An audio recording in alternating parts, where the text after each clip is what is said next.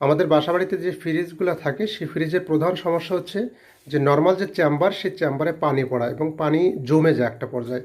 এই পানি পড়া বা পানি জমে যাওয়াটা দূর করার খুব সহজ একটা পথ আছে, সেটা নিয়ে আজকে আলোচনা করব। এই যে এই ছিদ্র দিয়ে, হ্যাঁ, এই ছিদ্র দিয়ে পানি এসে এখানে পানি জমে যাচ্ছে গ্লাসে, বক্সের উপরে। আবার শুধু তাই না, যে এখানেও দেখা যাচ্ছে এই পানি এসে জমে যাচ্ছে, যার কারণেই আমাদের গৃহিণী যারা বা আমাদের মা বোন যারা আছেন তারা খুব বিব্রত অবস্থায় পড়েন, কারণ এখানে পানিটা জমে যে পুরা রান্নাঘর অথবা দেখা যায় ফ্রিজের আশেপাশে সব ভেসে যায়।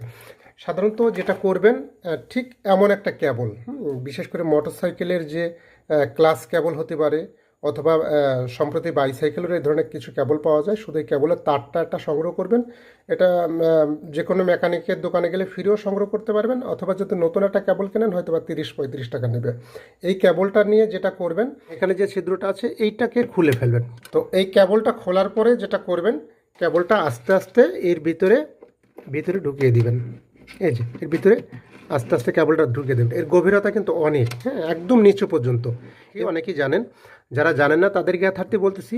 এখানে এই যে লাইনটা আছে, এই লাইনটাই মাঝামাঝি পর্যায়ে দেখা যায় বিভিন্ন কারণে বরফ জমে যায় বা জাম হয়ে যায়। এই জাম হওয়ার কারণে এই পানিটা যাওয়ার কথা নিচে নিচে একটা পানির পাত্র আছে বা বক্স আছে, যেটা নিচের টেম্পারেচারটা নিয়ন্ত্রণ করতে সহায়তা করে। তো যখন এই মাঝপথে যে বরফ জমে যায় অথবা জাম হয়ে যায়, তখন পানিটা উপরের দিকে চলে আসে। তো এই তারটা আস্তে আস্তে এইভাবে যতক্ষণ তারটা যেতে থাকে আস্তে আস্তে দিতে থাকবেন। এই যে আমার পুরা তারের দেখা যায় অর্ধেকের বেশি কিন্তু ভিতরে চলে গেছে। এর ভিতরে যে এইভাবে একটু আপ ডাউন করবেন, এই যে আমার তারটা কিন্তু যাচ্ছে। তো তারটা দিয়ে আবার এখানে আস্তে আস্তে করে পানি দিবেন। এটা আস্তে আস্তে করে পানি দিবেন যাতে পানিটা আবার ভিতরে যায়। দিয়ে এভাবে আপ ডাউন করবেন। একটা পর্যায়ে কয়েকবার আপ ডাউন করলে যখন দেখবেন আপনি পানিটা দিলে এখানে থাকতেছে না, মানে প্রথম যখন জাম থাকবে পানিটা দিলে নিচে যাবে না, যখন দেখবেন পানিটা দেওয়ার ফলে পানিটা নিচে চলে যাচ্ছে, এখানে আর পানিটা থাকতেছে না, তখন বুঝবেন যে না, আমার এই পানির লাইনটা পুরাপুরি ক্লিয়ার হয়ে গেছে। তখন আপনি তারটাকে আবার আস্তে আস্তে বের করে নিয়ে আসেন।